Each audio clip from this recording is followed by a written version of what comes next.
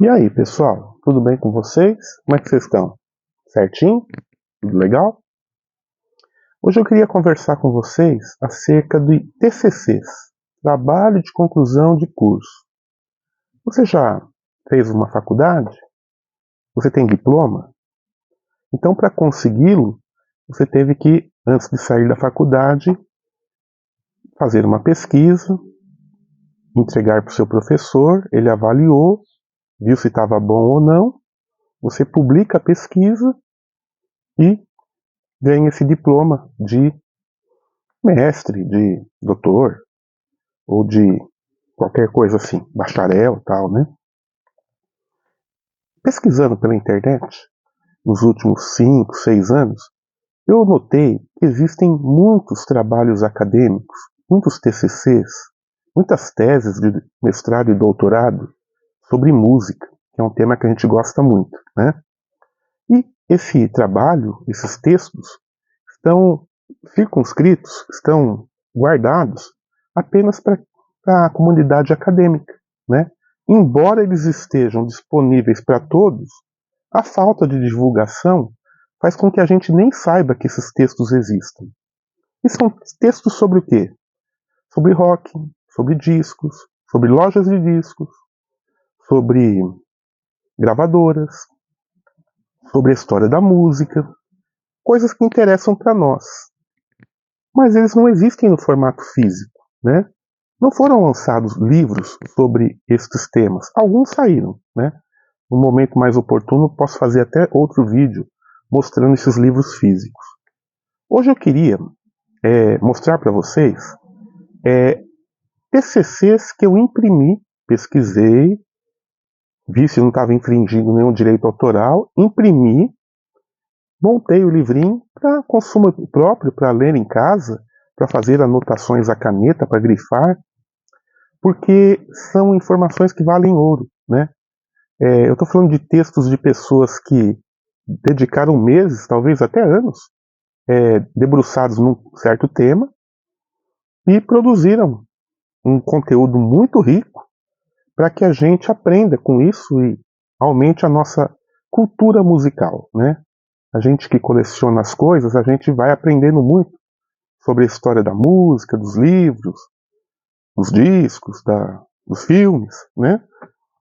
Mas quando você pega um trabalho acadêmico, se você consegue vencer aquele texto pedante, aquele texto cheio de adendos, as notas de rodapé, conforme você vai avançando, e você vai avançando porque você gosta do tema, você quer aprender, você vai notando aquela miríade de informações, né?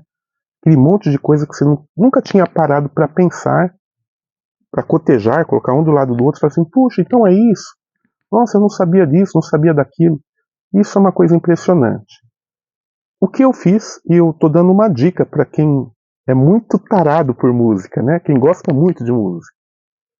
Entre na internet, pesquise os títulos e os nomes que eu vou falar para vocês. Com certeza nesse caminho vocês acharão outros. Acharão até livros e teses que já estão no formato livro físico. Outros estão no formato e-book, mas todos estão disponíveis para download. A partir do momento que você faz o download e salva num pendrive, você pode ir numa lan house, numa gráfica, imprimir numa copiadora, numa xerox, e fazer livrinhos como esse, ó. Olha só que bacaninha. A Feira dos Discos, a cena do vinil em Aracaju, de Seu Quirino ao João dos Discos, da Freedom a Distúrbio Sonoro. Ou seja, alguém pesquisou a história das lojas de disco de Sergipe. Olha que legal, né? Quem são os vendedores de discos? Quanto tempo durou cada loja? Aí nós temos o André Teixeira, e esse livrinho aqui que eu fiz com uma capinha colorida, ele foi publicado pelo jornal O Capital. O jornal O Capital é um jornal sergipano, né? Esse rapaz aqui, o André Teixeira, ele monta a sua tese, olha que legal, num livrinho quadradinho de 198 páginas. E o que chamou a atenção aqui, além do tema ser interessante, é os os tópicos, né? Os capítulos, né? Então a gente tem aqui um sumário e ele vai falando. Olha só que interessante. É a pré-história do disco. A Casa Edison. O Paraíso em Aracaju e a Rádio Holanda. Acho que deve ser as primeiras rádios lá no estado, né? A cinefoto do Valmir e o Cantinho da Música. Distúrbio Sonoro Discos. Locaus. Som Nosso 2002 e a Casa do Disco 2003. Comendo o vinil que o diabo amassou. E assim por diante, gente. O autor vai descrevendo. Vendedores de vinil, olha que legal isso. Colecionadores. Discos sergipanos, olha que bacana. Ele isola, num capítulo, bandas de rock, cantores e cantoras do estado de Sergipe. A gente não tem essa informação em papel, né? Então, muito interessante. Eu recomendo para vocês tentarem localizar a Feira dos Discos, a cena do vinil em Aracaju, de André Teixeira, tá bom? Essa é uma dica para vocês. Pesquisem na internet como horas vocês esbarram com isso. Como faz tempo que eu imprimi isso, se bobear você acha até o próprio livro físico, de alguma faculdade ou do próprio jornal Capital. Aí nós temos aqui um outro trabalho, que vem lá de Dourados, Mato Grosso, escrito em 2018, com o título A Revista Bis, o Rock Nacional e a Indústria Cultural. 1985-2001. Olha só, na verdade é um livro mesmo, né? Olha só que interessante. O autor é o Fernando de Castro Além. Aqui a gente tem uma tese, né? Tese apresentada no programa de pós-graduação em História na Faculdade de Ciências Humanas da Universidade Federal de Grande Dourados. Ou seja, um trabalho com todo o rigor científico, né? Não que isso vale alguma coisa, mas para esse tipo de conteúdo aqui, de formato, né, uma tese tem que obedecer todos os caminhos. Aqui o sumário, onde o autor fala a bis e o rock nacional dos anos 80, né? Podia nascer feliz um novo começo da era do B-Rock. B-Rock, se não me engano, é um termo que o Arthur Dapiev, o jornalista, se não me engano, carioca, cunhou num livro que ele escreveu. Capítulo 2. A bis e a fórmula do novo rock nacional. Fazendo a cabeça, da lama ao caos, os subtítulos dentro do capítulo, né? Capítulo 3. Showbiz e bis. Todo rock and roll tem seu fim. Aqui ele vai falando dos últimos anos da revista, quando ela aumentou de tamanho e enveredou para um negócio mais tipo revista de fofoca, assim, né? Privilegiando o que a imprensa paulista fez na época do Matinas e da Folha de São Paulo, que é o tal do textinho fotona, né? Fotos grandes e bonitas, um microtexto, uma leitura rápida, né? E aí, claro que esse tipo de coisa acabou adiantando o sepultamento da revista, né? Aí temos entrevistas, as fontes, referências bibliográficas. Isso aqui é interessante, gente. Mostra todos os artigos, livros que o autor, no caso aqui o Fernando de Castro Além, usou para escrever essa tese aqui sobre a revista Bis, tá bom? Fica essa dica também. Se esse vídeo ficar grande, a gente faz um corte, mas acredito que não vai ser o caso. Se for necessário, vai fazendo as pausas para você pegar o nome certinho, caso você se interesse em imprimir e ler esses textos, né? O outro aqui vem de Porto Alegre. Não é de Porto Alegre, não. Mapeando cenas da música pop. Cidades, mediações e arquivos. Editora Marca de Fantasia. Não me engano. Sim, exatamente. Marca de Fantasia é uma editora virtual que publica quadrinhos online. Quadrinhos independentes da cena paraibana e nordestina. E também no site deles, da Marca de Fantasia, eles disponibilizam todo o catálogo deles para download. Então você imprime os gibis, coisas finíssimas, muito bacanas, e teses sobre HQs, sobre histórias em quadrinhos. Nesse aqui, mapeando cenas da música pop, cidade, mediações e arquivo, dá para perceber que é algo já ligado à universidade, porque ele é assinado por 6 pessoas que tem o nome de organizadores, né? E a gente vê a sombra de um cara segurando uma guitarra. Vamos ver o nome dos capítulos e entender o que é isso, né? Isso aqui tem a ver com a Universidade Vale do Rio dos Sinos, né? Vale do Rio dos Sinos. E aqui no sumário a gente tem uma apresentação do Frank Jorge, lá, acho que é o músico gaúcho, né, que lançou um CD, né? A gente tem mapeando cenas da música pop em Porto Alegre. Ah, sim, exato. Esse é um TCC, um trabalho acadêmico de mais de 260 páginas que fala sobre a música gaúcha, mais especificamente do rock gaúcho, né? Então nós temos aqui mapeando cenas da música pop em Porto Alegre, cenas visíveis e invisíveis, a MPBização do rock mainstream no Brasil. Isso tem acontecido mesmo, né? O rock tenta se aproximar da MPB para ganhar um espaço na TV, no rádio e dinheiro do governo, né? Música e identidade, um olhar documental da cena. Lo-fi e indie rock em Porto Alegre, breve incursão empírica. Os títulos são cheios de conversinha, né? Amigo punk e as estruturas de sentimento da cultura gaúcha. Aqui provavelmente vai aparecer os replicantes, né? O De Fala, tal, né? Bananada 2016, os referenciais identitários e a web como instrumento de organização da cena musical independente de Goiânia. Olha só, uma ponte Rio Grande do Sul, Goiânia aqui. A gente nota a quantidade. Ah, sim, olha só, aqui tem uns gráficos, tem umas fotos, temos uns gráficos, tudo que obedece os parâmetros do trabalho acadêmico acaba aparecendo aqui, né? A gente sabe que o rock gaúcho foi muito rico, né? Não sei se ainda é, porque confesso que eu estou um pouco longe dessa cena do indie, né? Mas, por exemplo, as demotapes das bandas gaúchas são impagáveis. Tem demo de bandas gaúchas que são melhores do que os álbuns dos respectivos músicos que conseguiram chegar até o CD, né? Opinião minha, mas não está longe da realidade, tá bom?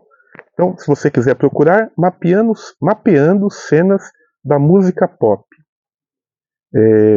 marca de fantasia. Entra nesse site que vai ter muita coisa para download gratuito, tá bom?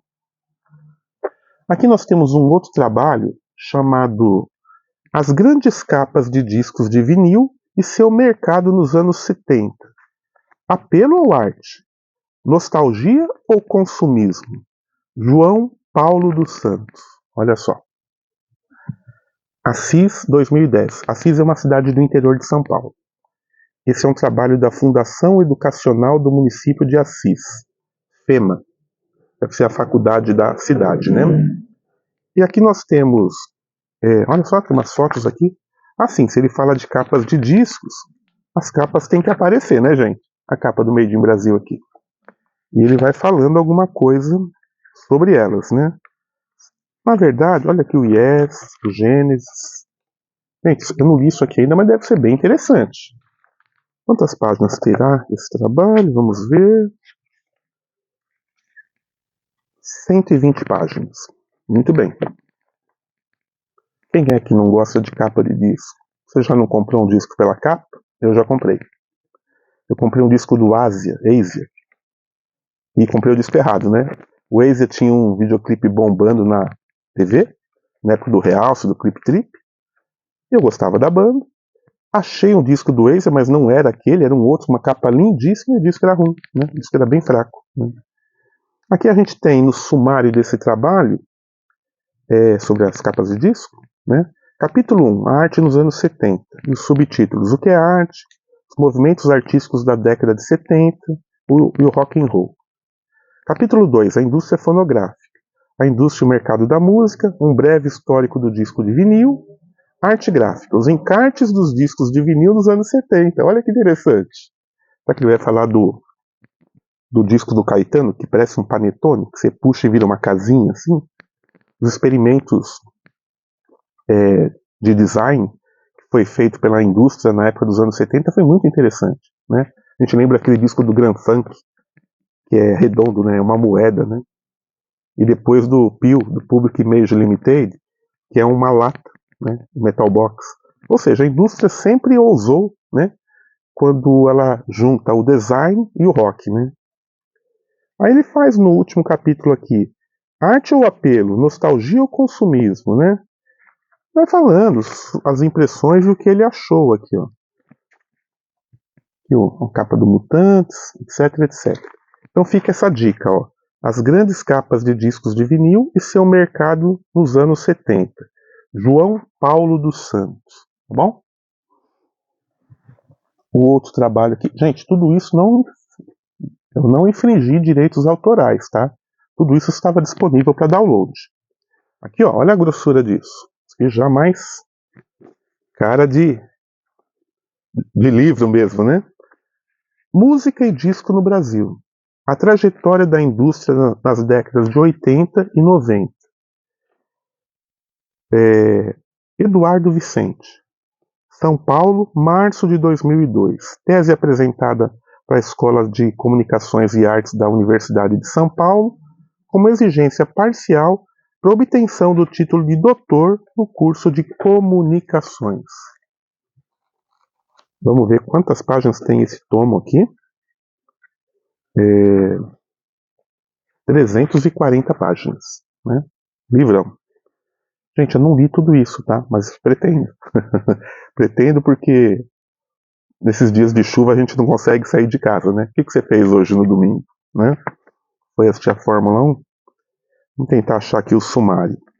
Pois bem,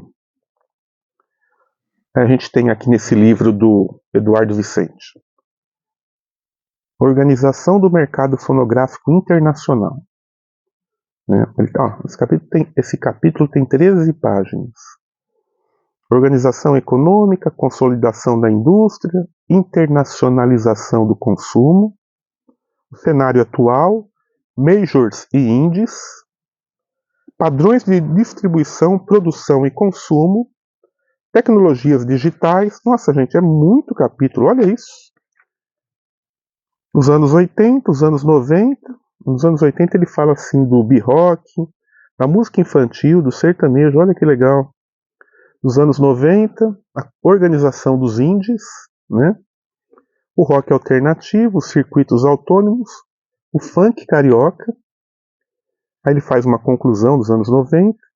Fala um capítulo não, diversas páginas sobre pirataria na era digital, pirataria em CDs no Brasil, sampler e MP3. Aqui a produção musical brasileira dividida por estilos, ó. Ele dá um espaço para cada estilo. Trilha sonora de novela, pop romântico, MPB, samba, rock, disco music, sertanejo, etc, etc.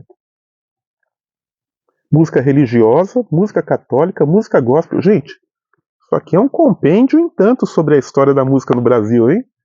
E fala sobre a música independente.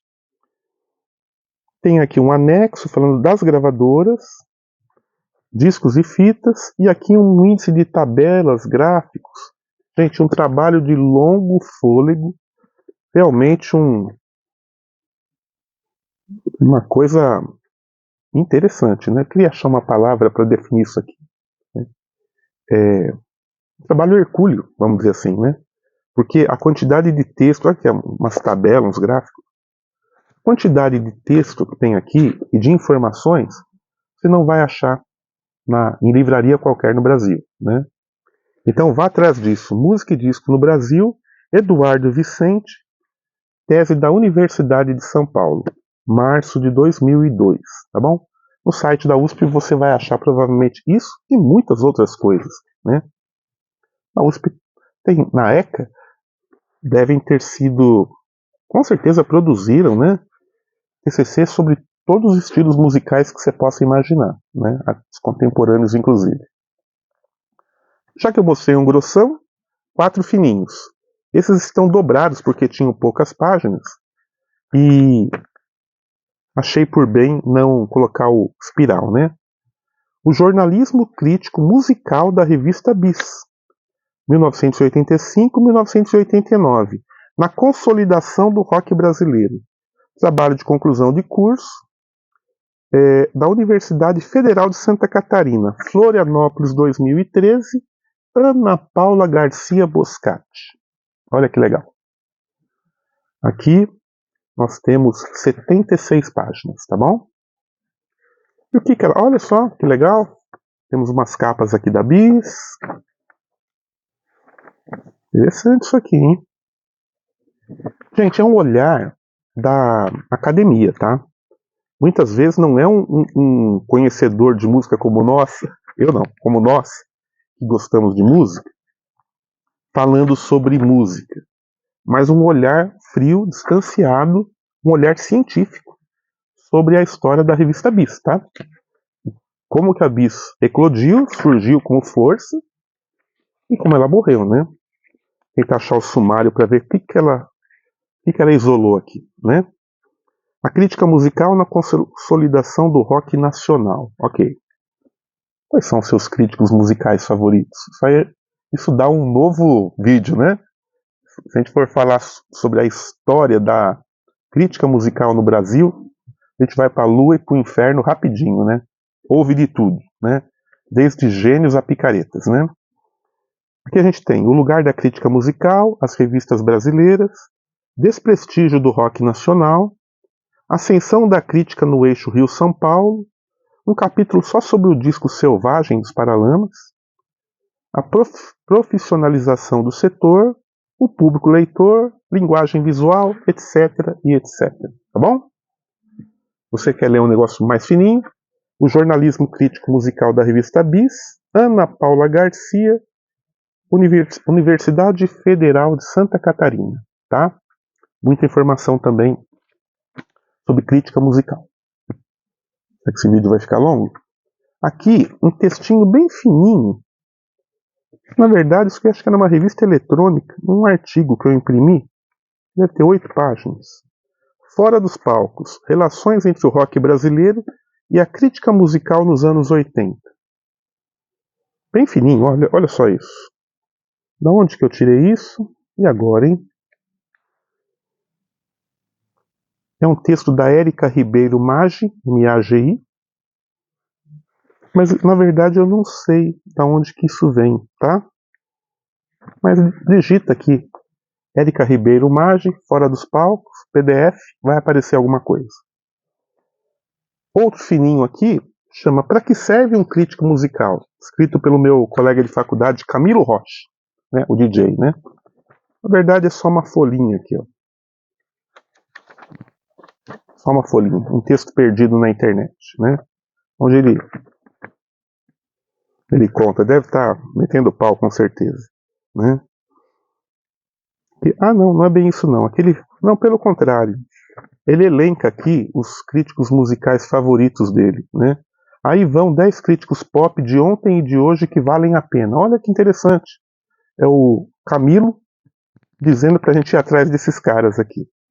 O Lester Banks, que a gente conhece, o Ezequiel Neves, Pepe Escobar, Gayle Marcos, David Top, Nelson George, Luiz Antônio Giron, André Forastieri, John Savage e o Simon Reynolds. Gente, desses aqui eu só não colocaria o André Forastieri, né? Não que eu não goste do Forastieri, acho ele legal. Mas o Forastieri já me confessou, né, nos corredores da Folha, que ele não ouvia os discos que ele resenhava. Eu conheço. Ele falou uma vez do disco do Elvis. Vou ficar ouvindo o disco do Elvis e tal. Quando saiu um box com 5 LPs, eu assim, escrevi qualquer coisa e tal. Eu falei, porra, né? Mas tudo bem. Opinião do Camilo. Aqui, crítica musical no jornal, uma reflexão sobre a cultura brasileira. Quando chega essa hora da noite, a minha dicção vai pro espaço, tá? Não fica muito bravo, não. Eu sei que esse vídeo está cansativo, mas a intenção era mostrar esses TCCs, tá bom? Crítica musical no jornal, uma reflexão sobre a cultura brasileira. Liliana Harb Bolos. Poucas páginas também. Isso aqui também é um capítulo de alguma revista eletrônica, tá bom? O outro aqui, Rock, a arte sem censura. As capas dos LPs do B-Rock dos anos 80. Aline do Carmo Rochedo, mestre em História Social da Universidade Federal Fluminense. Olha que bacana. Temos aqui a capa do Legião, olha só. Né? A outra capa do Legião. Ou seja, ela se debruça sobre o rock brasileiro dos anos 80 e deve fazer algumas considerações estéticas e históricas sobre as bandas brasileiras e a arte gráfica dessas capas, desses artistas, né? Por que eles escolheram essas capas, etc, etc. Tá bom? Será que nós temos um índice aqui? Vamos ver. Olha, botou aqui até umas capas de cinema, que interessante. Né? Eu não sei se temos aqui um índice. Também já começa... Que não parece ser um TCC, tem um jeitão de e-book isso aqui. Tá bom? Já está acabando, segura as pontas. A construção textual do heavy metal nas revistas Rolling Stone e Road Crew através da cobertura do Rock in Rio, SWU e Metal Open Air, Salvador, 2013. Eduardo Santos Mafra, Universidade Federal da Bahia. Olha que legal isso. Isso aqui é bem de nicho mesmo, é pro pessoal do Metal From Hell, né? 64 páginas, tá bom? Ilustrações. Muita coisa aqui da Rolling Stone, da Road Crew, como o próprio título diz. E aqui no sumário, a gente tem, vamos ver, sumário. Uma breve contextualização sobre o heavy metal. Rock e heavy metal e sua relação com a imprensa e a crítica no Brasil. Relação quase nenhuma, né? A imprensa tá nem aí com o heavy metal, né? Eu conheço um autor, vocês sabem de quem eu estou falando, escreveu um livro sobre o rock brasileiro, e aí eu falei assim, pô, mas e as bandas de heavy metal? Cadê o Angra? Rock é subnicho, heavy metal é subnicho. Tá falando de Angra, de Sepultura não tinha como deixar de fora, né? Só sobre Angra, sobre golpe de Estado, isso é subnicho. Eu falei, porra, bicho, né? Mas tudo bem. Discurso, enunciado e texto, né? A comunicação midiática impressa, o Rock in Rio, sobre os eventos festivais escolhidos para análise, e assim por diante, tá bom? Muita informação sobre o heavy metal. E já encaminhando para os 4 últimos, pirataria musical entre o ilícito e o alternativo. Tudo que nós vimos aqui não tem nada de pirata, tá? Tá tudo disponível online para download. Espero que ainda esteja. Você tem notado que tem sumido umas coisas da internet? Não sei se é por causa desse momento que o Brasil vive, esse negócio de esquerda-direita, não sei explicar. Mas tem coisa que você procura, você não acha mais, você pergunta, por que tiraram essa informação? Né? Vídeos no YouTube, muita coisa. E que às vezes nem está relacionado com política não. Né? Pirataria musical entre o ilícito e o alternativo. Cristiano Rangel dos Santos, Universidade Federal de Uberlândia. Interessante isso, hein? É um trabalho de 160 páginas. Vamos ver se a gente acha o sumário disso aqui para ver o que ele está falando. Achei, vamos ver. Pirataria no âmbito da tradicional indústria fonográfica e dos mercados musicais regionais. Majors e pirataria. A pirataria fonográfica no cotidiano de uma cidade. Conceitos, tipos de pirataria fonográfica e a vultosa expansão do mercado ilegal da música. Os diferentes tipos de pirataria fonográfica. Experiências musicais piratas. Coletâneas de flashback e a pirataria visível e invisível. Muito legal. Gente, eu conheço um cara, eu não vou falar quem é, conheço um cara que ele é quase que o rei, foi o rei da pirataria do DVD. É o cara que pegou os títulos das brasileirinhas e fez um derrame de DVDs piratas aqui em São Paulo e por tabela no Brasil, né? Lembrando que essa produtora de filmes eróticos começou a contratar gente famosa, e você tinha que comprar o DVD, que era muito caro, né? Ou alugar, que é uma coisa meio desagradável. E também não tinha mais locadoras de CD, DVD, VHS. Então você ficava muito restrito. Não dava muito para assistir os vídeos, né?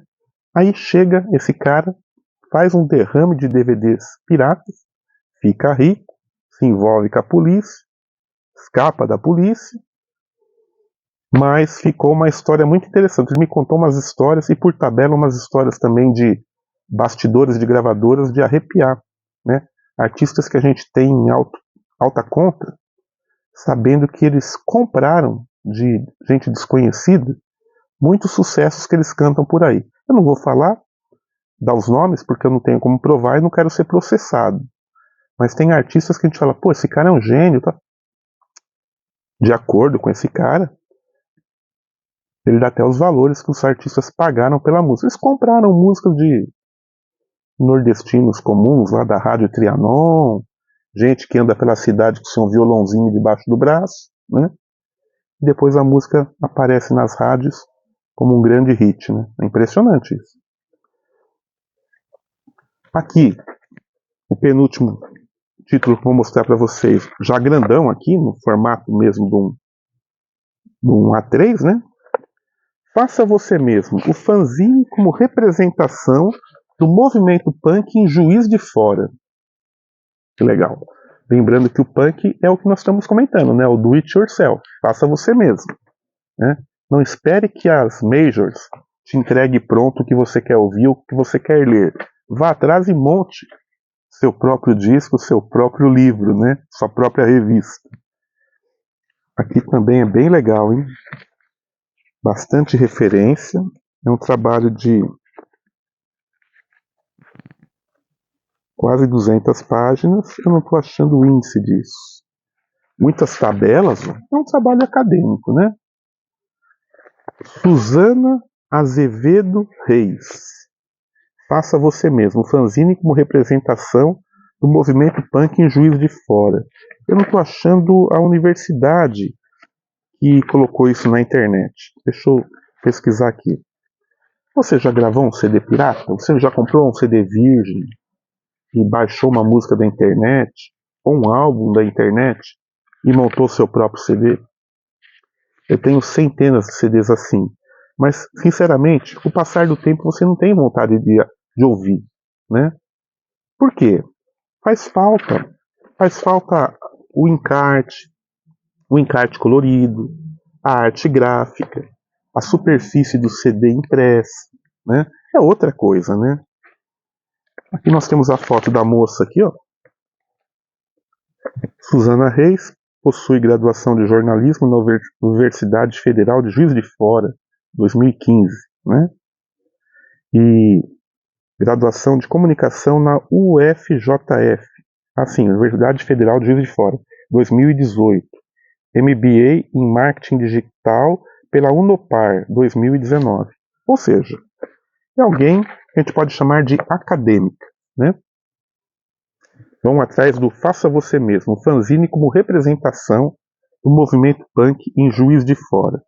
E para esse vídeo não ficar um longa-metragem, tá caindo tudo, nossos vídeos sempre caem alguma coisa, um livro, dessa vez um livro mesmo, chamado Brasil Pirata, Brasil Original, editora Fólio, né?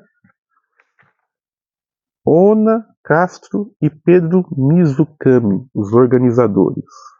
Vamos ver o que é isso? É um livro, isso aqui não tem... Não, é um TCC mesmo.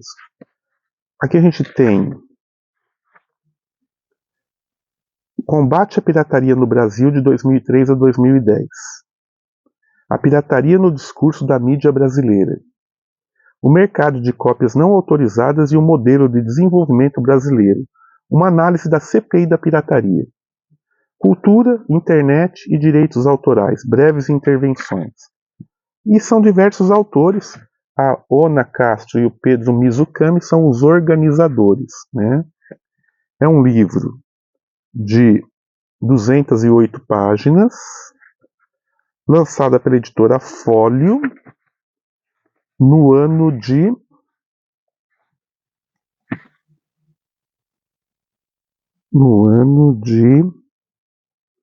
Não temos o ano.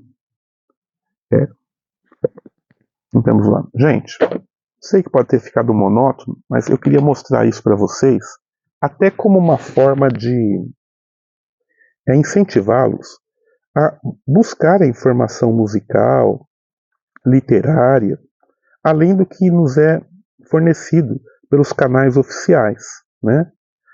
A gente sabe que não tem mais Revista Bis, não tem mais Rock Brigade, a Road Crew em papel sai de vez em quando, as revistas importadas de música são muito caras e aparecem só de vez em quando nas bancas de jornais, e a gente fica refém da leitura virtual. Ninguém gosta de ler pela tela do computador ou do celular. É muito chato, é muito cansativo, né? Lembro de uma época, quando eu tinha meus 20 anos de idade, que eu pegava um ônibus de Santo André até São Paulo, até a rodoviária do Tietê, para ficar namorando e paquerando as revistas importadas que havia em algumas bancas de jornais de lá. Raspava meus centavos e voltava meio mais ou menos feliz, mais ou menos revoltado, com uma revista Bravo, com uma revista Spin debaixo do braço, mas tendo deixado todas as outras que eu não podia levar, né? Porque era muito caro, né? Recentemente vi um vídeo na internet onde um rapaz aí, não sei se é Desconecta o canal, é um desses canais de música que já estão estabelecidos, né? No YouTube. E o cara estava mostrando seu desgosto e sua tristeza por não conseguir comprar rápido, já, nos próximos dias, o álbum novo do The Cure. Né? O The Cure, a banda de rock inglesa, lançou um novo álbum. Pouca gente tem esse álbum.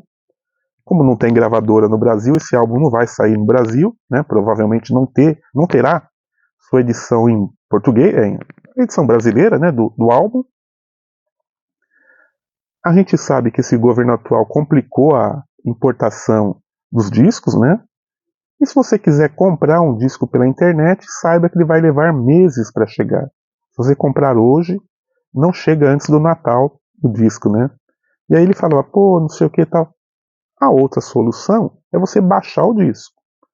Mas aí você está infringindo, fazendo uma pirataria, né? Ou não, né? Se você pensar bem que é para consumo próprio, até esse termo pirataria pode ser colocado em xeque. Você está ouvindo na sua casa.